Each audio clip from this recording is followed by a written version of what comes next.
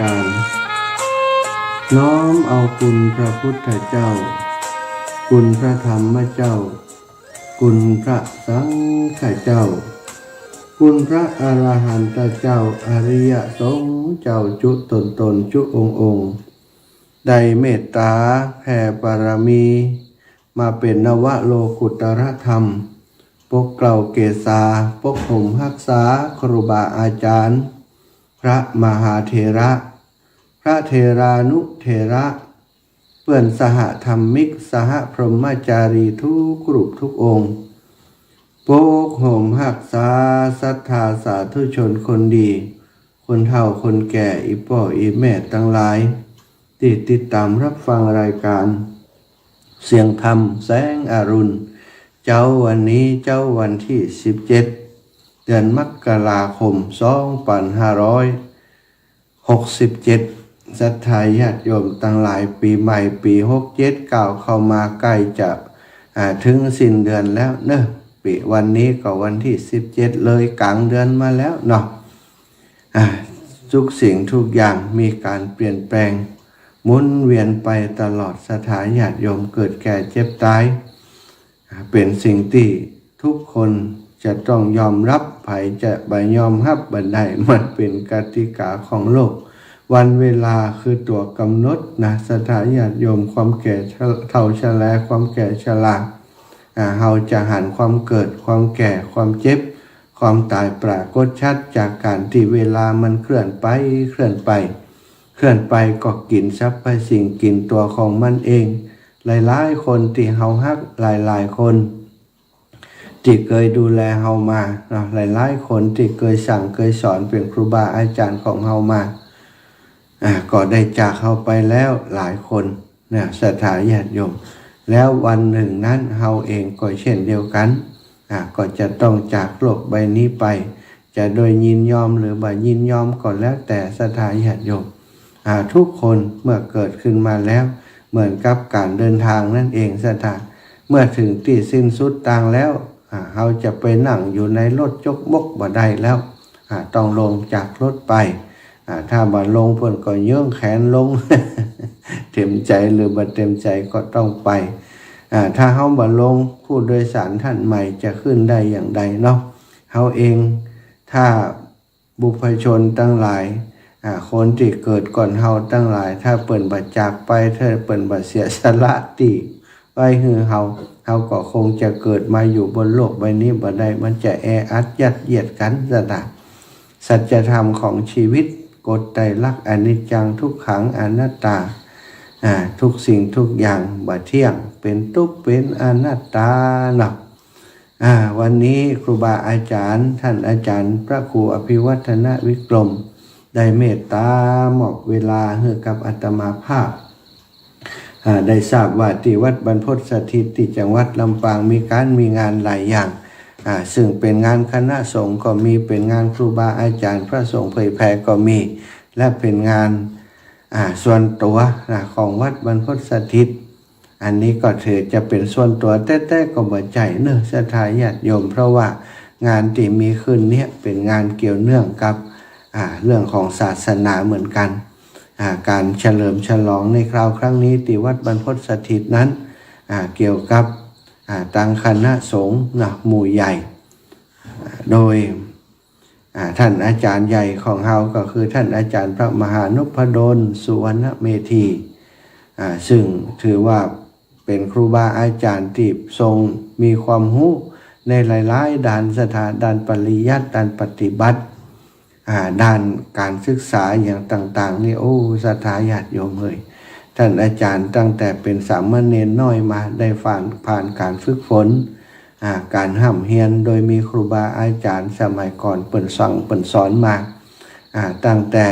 สวดมนต์เนาะ7ตำนาน12ตำนานต่อมาความสามารถของท่านอาจารย์เฮียนสวดมนต์ก็เก่งเฮียนเปิ่นก็เลยส่งมาเฮียนบาลี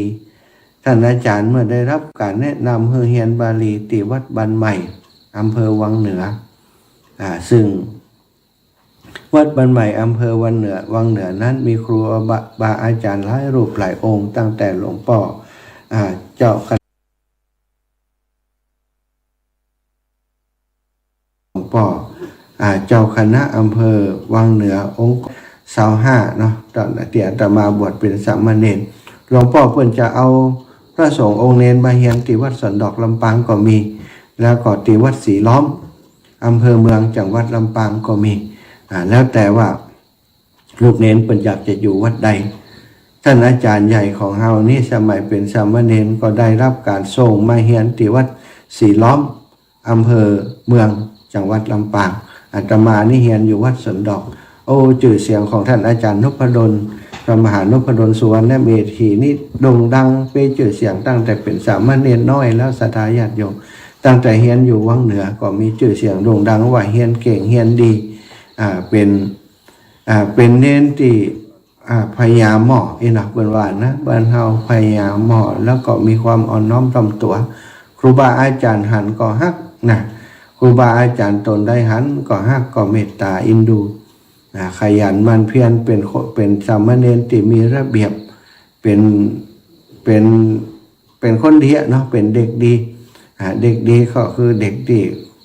คนเฒ่าคนแก่ครูบาอาจารย์สอนแล้วก็เอาคำแล้วมีความอ่อนน้อมถ่อมตัวอยู่เป็นนิสัยเพราะว่าอยู่กับบ้านอยู่เป็นละอ่อนอยู่บ้านนี่พ่อแม่เปิดฝึกฝนอบรมดีซะนะพอมาเป็นสามเณรก็บ่มีอย่างที่จะต้องมาเนี่ยอย่างนักแล้วเนาะถ้าเปรียบเสมือนของก็เป็นของที่เปิ่นแปลงมาดีแล้วคนที่ซื้อไปขายก็ต้องเนี่ยอย่างนักเอาไปตั้งก็ขายได้เลยเอามาอยู่วัดใหม่วังเหนือฮันนี่ครูบาอาจารย์พระสงฆ์องค์สังฆเจ้าก็ฮักเปิ่นนะสถานแม้แต่เปิ่นเน้นด้วยกันนี่ก็ฮักท่านอาจารย์แล้วต่อมาก็ได้มาอยู่ที่วัดสีล้อมอยู่วัดสีล้อมนี่ทำให้อาตมาได้ยินกิตติศัพท์ชื่อเสียงเปิ่นตั้งแต่เป็นสามเณรแล้วสถานสามเณรตอนนั้นมาอยู่วัดสีล้อมนี่ไปเรียน3เนาะปรริญญา3ปรริญญา4ละนะแล้วก็มาสอบได้ปรริญญาธรรม6ประโยคที่วัดสีล้อมอำเภอเมืองจังหวัดลำปางก็โด่งดังนะสามเณรสอบปรริญญาธรรม6ประโยคได้ถือว่าเก่งละเก่งนักแกเลยละสถานจากนั้นวิถีชีวิตของอาตมาก็ได้จากลำปางไปอยู่จังชุมพร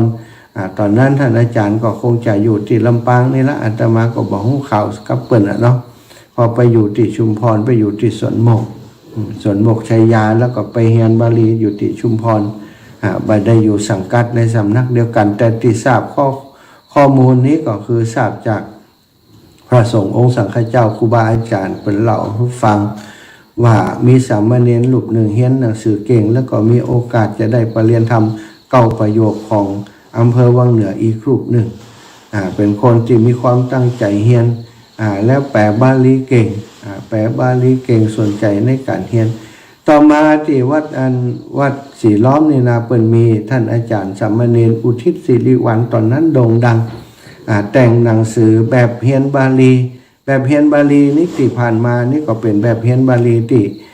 เปิ่นแต่งมาเมื่อแล้วเอกสถานสมเด็จพระมหาสมณเจ้าและหลายๆรูปหลายๆองค์ที่เปิ่นเก่งบาลีเปิ่นประพันธ์แต่งมาเป็นต้นแบบเป็นบาลีไวยากรณ์บาลีธรรมบทบาลีไวยากรณ์นี่มีอยู่4 เล่ม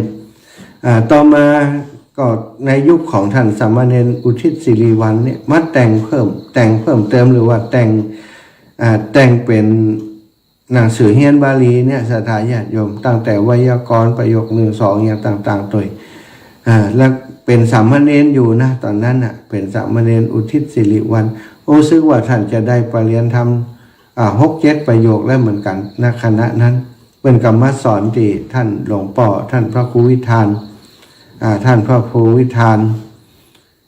เจ้าคณะอำเภอในขณะนั้นเจ้าอาวาสวัดศรีล้อมได้นิมนต์ท่านสามเณรอุทิศศิริวัลย์มาสอนที่วัดศรีล้อมเนาะก็ทำให้ท่านอาจารย์ได้อยู่ใกล้ชิดกับนักปราชญ์ครูบาอาจารย์ที่มีความรู้ทะลุปลุกโปร่งถึงกับแต่งหนังสือซึ่งเป็นแบบ นะในการเรียนบาลีได้เนี่ยท่านอาจารย์ก็อยู่ได้ใกล้ชิดกับท่านสามเณรอุทิศศิริวัลย์ในตอนนั้นบัดเดียวก็ดร.อุทิศศิริวัลย์อายุก็50-60แล้วสตางค์60แล้วก็60ไปแล้วเนาะก็ทำให้ท่านอาจารย์มีความเชี่ยวชาญมีความละเอียดมีในการเรียนแล้วก็เป็นถือว่าเป็นพื้นฐานในการที่จะก้าวไปตั้งหน้าของท่านอาจารย์ในการเรียนบาลีต่อจากนั้นเมื่อท่านอาจารย์จบปริญญาธรรม6ประโยคที่วัดศรีล้อมแล้วเนาะเปิ่นก็ไปเรียนต่อที่กรุงเทพกรุงไทยติดตามครูบาอาจารย์เปิ่นไปนะไปเรียนที่กรุงเทพกรุงไทยก็ไปต่อที่กรุงเทพได้แหมประโยคหนึ่งก็คือปริญญาธรรม7ประโยคเรียนปริญญาธรรม7ประโยคแล้วเปิ่นก็จะไปมีโอกาสไปเรียนตังวิทยาลัยสงฆ์ในมหาวิทยาลัยสงฆ์ในขณะนั้นเนาะก็ได้จบปริญญาตรีพอจบปริญญาตรีแล้วชีวิตก็ละหกพกผันไปเป็นธรรมจาริกไปเป็นพระธรรมจาริกทำงานโดยอุดมการณ์ของท่านอาจารย์อยากจะช่วยเหลือคนที่เปิ่นมีโอกาสน้อยกว่าตนไปสั่งสอนคนที่เปิ่นอยากจะได้แสงสว่างแห่งธรรมที่อยู่ในพื้นที่ชายขอบชายแดนอยู่ที่ไกลอยู่ในป่าในเขาในดอยบนดอยก็ได้ไปเข้ากลุ่มกับพระธรรมจาริกซึ่งอยู่ที่วัดอยู่ที่เชียงใหม่เนาะวัดอย่างก็สถานญาติโยมวัดโสดาวัดศรีโสดาเนาะที่เป็นทำเกี่ยวกับเรื่องของพระธรรมจาริกท่านอาจารย์ก็ได้ถูกส่งไปหลังจากฝึกฝนอบรมอย่างเรียบร้อยแล้วได้ถูกส่งไปเป็นหัวหน้าหน่วยหัวหน้าศูนย์หลายตีหลายแห่งเข้าไปช่วยแก้ปัญหาบางตีบางแห่งเคยมีพระธรรมจาริกไปอยู่แล้วเกิดปัญหาที่หันไปสร้างปัญหาก็ดีหรือว่าไปสานต่องานของพระธรรมจาริกกลุ่มก่อนก็ได้ไปหลายจุดหลายตีไปถึงดอยวาวีไปถึงอมก่อยไปถึงได้ฟังเปิ่นหลายตีหลายแห่งบางตีบางแห่งอยู่ถึง5-6 ปีสถานญาติโยมบางตีบางแห่งไปอยู่ในดอยในเขาโดนยุงโดนอย่างกัดเป็นไข้มาลาเรียเป็นไข้มาลาเรียเกือบจะเอาชีวิตมารอดนะก็เป็นเหตุว่าเฮาท่านได้มีสุขภาพที่ดีมาจนถึงปัจจุบันนี้เหมือนกันการที่ท่านอาจารย์ไปฝ่าฟันอยู่บนดอยเนาะ ได้โรคภัยไข้เจ็บติดตัวมาหลายอย่างอยู่เหมือนกันแต่ก็เป็นชีวิตที่ได้อุทิศเพื่อพระศาสนาได้ทำงานเพื่อการพระศาสนาต่อมาเมื่อหลวงพ่อเจ้าอาวาสวัดบรรพตสถิตซึ่งถือว่าเป็นวัดป่าของมหานิกายที่อยู่กลางป่าใกล้กับดอยพระบาทตอนนั้นสถานที่แห่งนี้ยังบ่เจริญเตื้อสถานญาติโยมหนทางก็ยังบ่ใจเป็นหนทาง4 เลนแบบนี้เนาะทางซุปเปอร์นี่ก็บ่ใจทาง4 เลนแบบนี้ทางที่เชื่อมระหว่างจังหวัดเนี่ยเส้นทางสายจะไปจังหวัดแปะสถานออกต่อเมืองลำปางจะไปแปะก็ต้องผ่านตรงนี้แถวนี้เปิ้นเรียกว่าแถวตำบลพระบาทแถวปะเหี่ยวจิกนะสถานหลวงพ่อสีอ่องหรือว่าพระพ่อหลวงพ่อพระครูสิริธรรมวิพัฒน์ได้มาสร้างวัดอยู่ที่นี่สร้างวัดอยู่ที่นี่ตั้งแต่ปีแต่อาตมาอยู่ที่วัดสวนดอกก็หารหลวงพ่อเปิ่นมาที่นี่แล้วนะสถานน่าจะสร้างตั้งแต่ปีประมาณ2522-23อย่างประมาณนี้ก็อาตมาบวชในปี2500ประมาณนั้นนะ2522-23เนี่ยก็ได้หันหลวงพ่อแล้วแสดงว่าเปิดสร้างตั้งแต่ปุ้นมาแล้วมีญาติโยมถวายที่ดินให้กับหลวงพ่ออยู่74 ไร่เปิ่นก็เลยมาสร้างวัดแปลงวามาบุกเบิกที่นี่ท่านหลวงพ่อสีอ่องเปิ่นก็ได้พัฒนาไปหลายสิ่งหลายอย่างสร้างโบสถ์วิหารศาลาสถาพุทธพุทธอะไรอย่างต่างๆจากสถานที่ที่ลกล้างบ่มีน้ำบ่มีท่ากำกลายเป็นสถานที่ที่มีน้ำเวลาฝนตกน้ำเข้าไปขังในแอ่งในสระที่หลวงพ่อเป็นขุดไว้เนาะต่อมาเมื่อ เวลาการผ่านไป30 ปีหลวงพ่อเปิ่นมาอยู่พัฒนาที่นี่ก็ได้เสี่ยงเวลาของเปิ่นก็ได้มรณภาพจำจากไปทิ้งวัดวาอารามที่พัฒนาจนรุ่งเรืองได้หม่นได้มองเพราะบ่มีผู้ที่จะมาครองหน้าที่เป็นสมภารเจ้าอาวาสหลวงพ่อท่านพระครูท่านหลวงปู่นะพระราชจินดานายกคณะนั้นจำมาได้ว่าเป็นพระครูหรือว่าเป็นเจ้าคุณแล้วเนาะเป็นเจ้าคณะอำเภอเมืองจังหวัดลำปางคณะนั้นรับผิดชอบดูแลวัดวาอารามต่างๆในเขตปกครองและวัดหนึ่งก็คือวัดบรรพตสถิตอยู่ในเขตปกครองของหลวงพ่อหลวงพ่อก็มาว่างานศพหรือว่างานพระราชทานเพลิงศพของหลวงพ่อสีออกนั้นจะเอาไผ่มาช่วยจัดการดำเนินการดูแลวัดวาอารามที่นี่เพื่อจะประสานงานกันง่ายประสานงานได้แล้วก็สามารถเดินงานเองได้จะหาไผ่ที่ไหนมาก็พอทุกเจ้าที่ลำปางจะให้ไผ่มาอยู่เปิ่นก็บ่อยากมากันนะเสถาเพราะวัดแห่งนี้มันไกลกันดานบิณฑบาตอย่างก็จะลำบากที่หลวงพ่อสีอองเปิ่นอยู่ได้เพราะบารมีเปิ่นสูงศรัทธาญาติโยมเปิ่นคนมาหาเปิ่นแต่ละวันนี่ก็นักหนาแต่ถ้าคนอื่นนี่มันก็ยากอยู่เพราะว่ามีบารมีอย่างเปิ่นเนาะหลวงพ่อนี่เปิ่นทำได้หลายอย่างนะเนาะศรัทธาดูดวงนี่แม่นยำเก่งมากๆเลยนะในพลในพันลูกศิษย์ลูกหาของเปิ่นเป็นถึงในพลในพันหลายท่านหลายคนข้าราชการพระชั้นผู้ใหญ่ปเลี้ยงเอียงคำในจังหวัดลำปางนี่จะทำกิจกรรมอย่างนี้จะต้องมาหาหลวงพ่อคนอื่นถ้ามาอยู่นี่บ่มีบารมีอย่างอันก็ลำบากบ่มีไผอุปถัมภ์หลวงปู่ก็หันปัญหาตรงนี้ไปหาไผเปิ่นก็บ่เต็มใจที่จะมาก็เลยได้ทราบข่าวว่าท่านอาจารย์พระมหานพดลสุวรรณเมธีเนี่ยไปเป็นพระธรรมจาริกเนาะอยู่ใน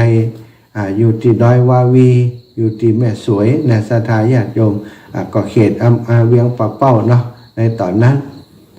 หลวงพ่อท่านสืบทราบมาก็ติดตามไปหาท่านอาจารย์พระมหานพดลไปเรื่องนี้ให้เปิ่นฟังแล้วก็ขอให้เปิ่นมาช่วยพ่อช่วยดูแลท่านอาจารย์เมื่อพระเถระพระผู้ใหญ่ไปหาก็ใบอยากให้เปิ่นเสียน้ำใจก็ติดตามเปิ่นมาดูวัดบรรพตสถิตมาดูมาหันก็เกิดความเวทนาขึ้นในใจว่าถ้าบ่มีไผอยู่นี้วัดสถานที่แห่งนี้อันเป็น